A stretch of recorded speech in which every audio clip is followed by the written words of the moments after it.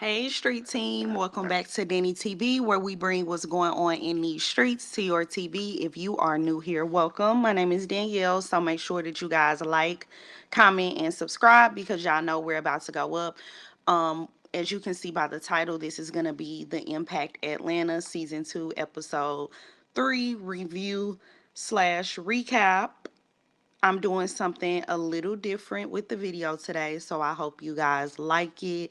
Make sure that y'all like, comment, and subscribe because that helps my channel. And make sure that you guys comment and let me know what y'all think about this episode. Episode 3, Fake Friends, start off with Ari and Herb finishing a conversation about Herb missing Yosan's graduation and also her being late to Yosan's birthday party. Ari, just broke everything down to him and was like, "You're not being the best dad." Herb, looked like he was about to cry and stuff. And at first I felt kind of bad for him because I'm like, dang, Herb looking all sad. He, battling a lot of stuff. Life is life. But also I was like, I can't feel bad for you because you were the one who chose to lay up and had his baby. And it seems like to me that he can't balance his career, being a across the country dad and then also having to deal with two kids at home. Because Ari has said, being a dad is not about fitting your kid into your schedule. So it's like it seemed like he got a lot going on, but that's not an excuse because you the one who chose to lay up and had his baby, and then you wanted to go and skip town and get with some other girl and have a baby too. And this episode, she, ended up apologizing and saying, "I was sorry for my delivery and seeming a little too harsh, but I'm holding you accountable." Her and her were able to come to a common ground and act civilized. Herb apologized as well and said that he's going to do better as a father. It seems like that may be a broken record to Ari, but let's just hope he actually does, be there more for his child because my dog may be going to the jail cell. I want to take the time to acknowledge the growth between them because when they first broke up, that was a bad, when I say bad, I mean bad relationship. Ari used to be online reading him and his lady for filth, and they was gasping for straws each and every time because I used to be like, dang, Ari, why you gotta put it on the floor like that? Just looking deeper into it, I think that may be one of the reasons why Ari was so pissed. Like, dude, you already know that you facing jail time, so these little moments right here are very crucial to our son. Because it's a possibility that he might not be able to see you. And the thing is, it's not like your son is some little kid that don't know what's going on, baby. Your son is grown, okay? Your son know everything that's going on. I loved when Birdie told your son to like get out the window when he was looking at his parents talking because there goes somebody holding that whole situation accountable. Like he's a child, he don't need to see his parents outside getting into a disagreement. A lot of people online were saying that Ari was just being a bully and she want to run Herb, and I don't think that she want to run Herb. I feel like she loved him, she had that baby for him. That was her dude. He broke her heart, and it got really bad, and now she has moved on. And I don't think that she like Herb in that way. I think Mr. Swervo want that old thing back, but it's too late. She probably ain't gonna accept him back, and plus he got at this point a whole bunch of babies running around. He more of a liability now. You can just tell from the scenes that he wanted to give her a hug, but they were just like, nah, let's just keep it short and simple. But anyway, I got sidetracked.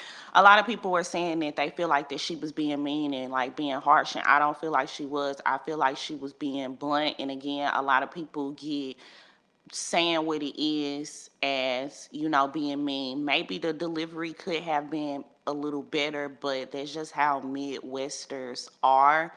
And I also feel like, well, that's why guys may be dogging a lot of people because y'all too busy being quiet and being punks and not saying what it is. Like, ain't nobody finna be running around playing with me, let alone if I had a child playing with my child. So I just completely understand it because I'm from St. Louis and I don't care who you are. Ain't nobody finna play with me. I'm gonna say what it is. Then either you like it or you don't. Take me as I am, or you can go on.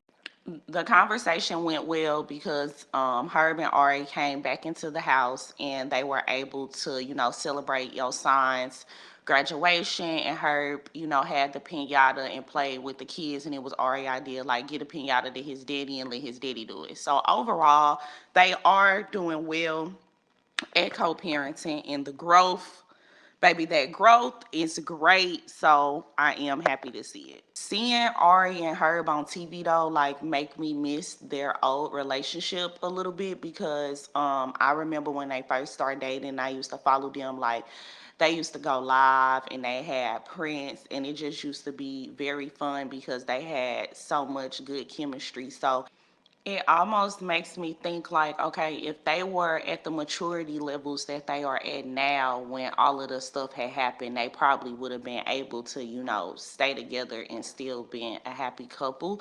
But overall, everything happens for a reason.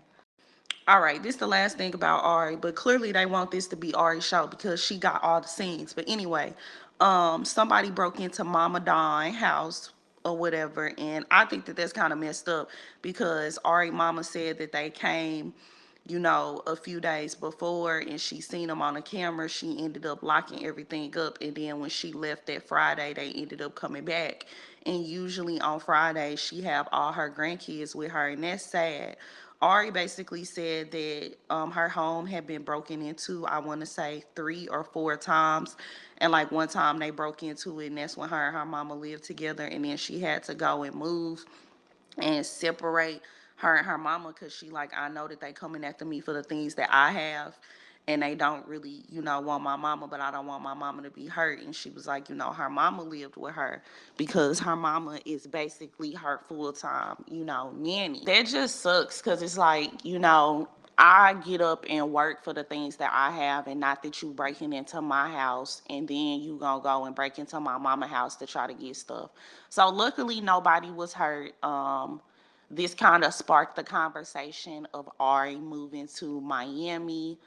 Her mom was still super supportive of her and was telling her, this is not your fault. Like, they the stupid people trying to break into people's house. Ari ended up going to the car lot, well, not the car lot, the mechanic or whatever, to see if anybody put any air tags on her car, because she was like, how do they know where my mother lives?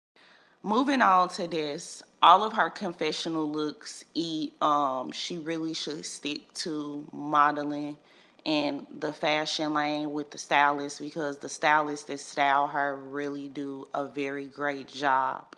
But with that being said, I had a lot of questions as a viewer when I was watching her scenes, and we about to get into them. Who the hell is this type person, and why do they always got to be in the scenes with her? Okay, we seen her in episode 1 and 2.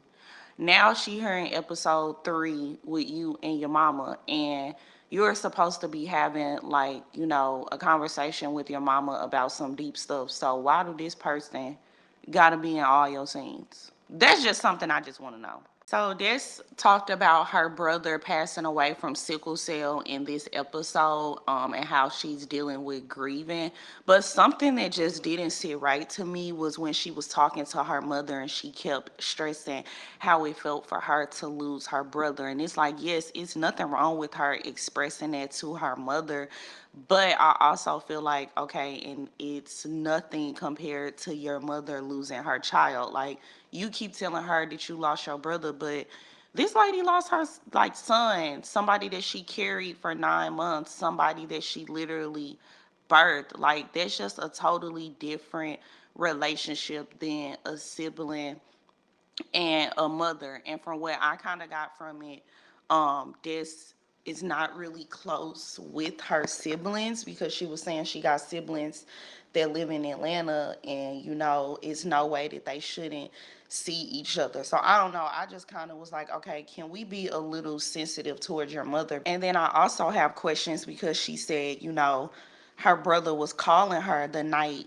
that he died, and he kept calling. And I'm like, okay, so what were you doing that you weren't able to answer the phone? I don't know. I think it's weird when people say like they not close with their siblings, and you really don't have a reason why you're not close with your siblings.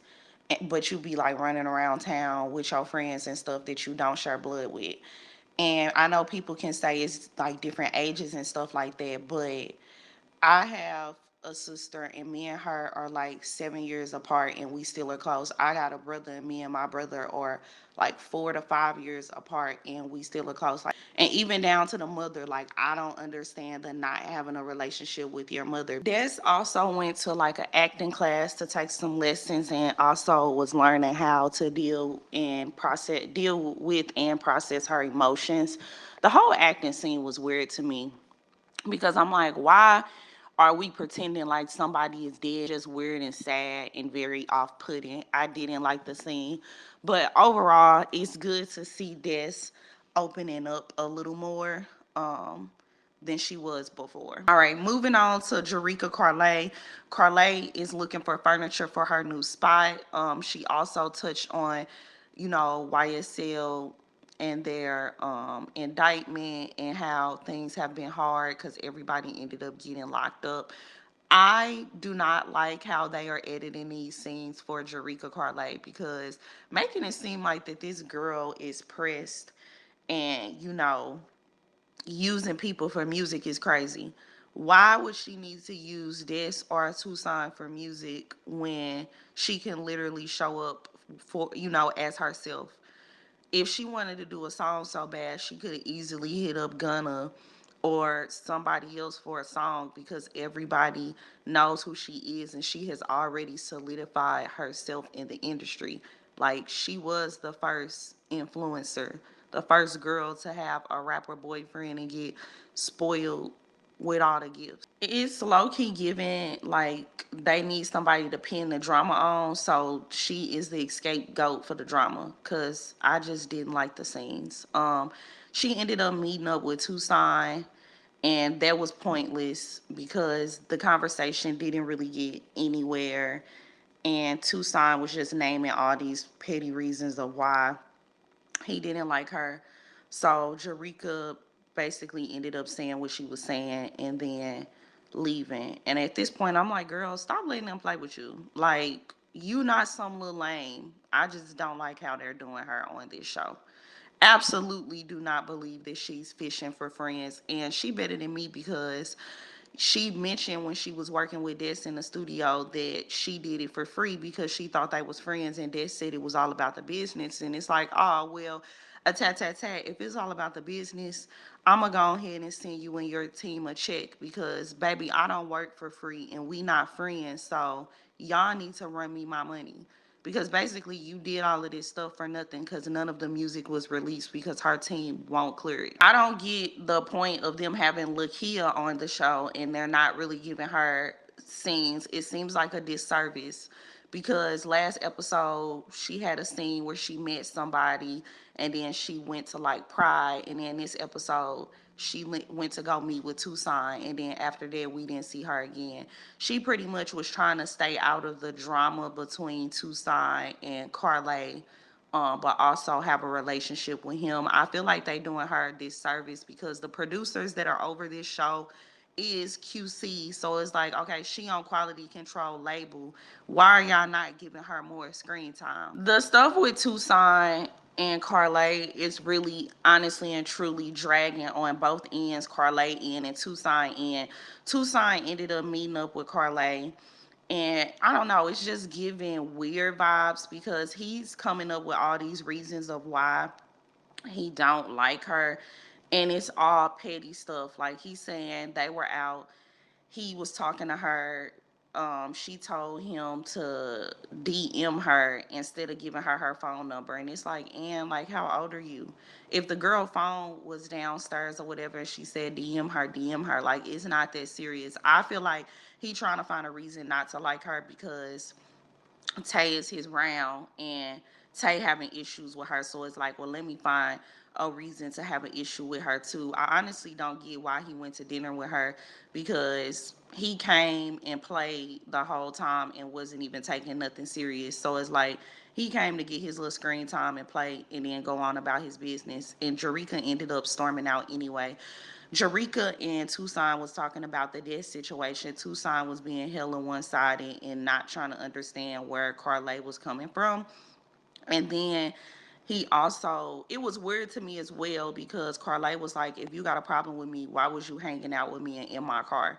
And it's like, I don't care how fun somebody is or whatever the case may be. If I got a problem with them and I don't like them, I'm never finna be riding around with them in their car. So that right there is a red flag. Where is Tay? Because Tay wasn't even on this episode for whatever reason. This concludes my video. Make sure that y'all like, comment, and subscribe and let me know what you guys think.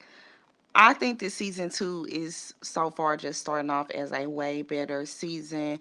They took the feedback, they made changes, and everybody is being more relatable and opening up. But I want to see what y'all think. So feel free to leave a comment, but keep it cute.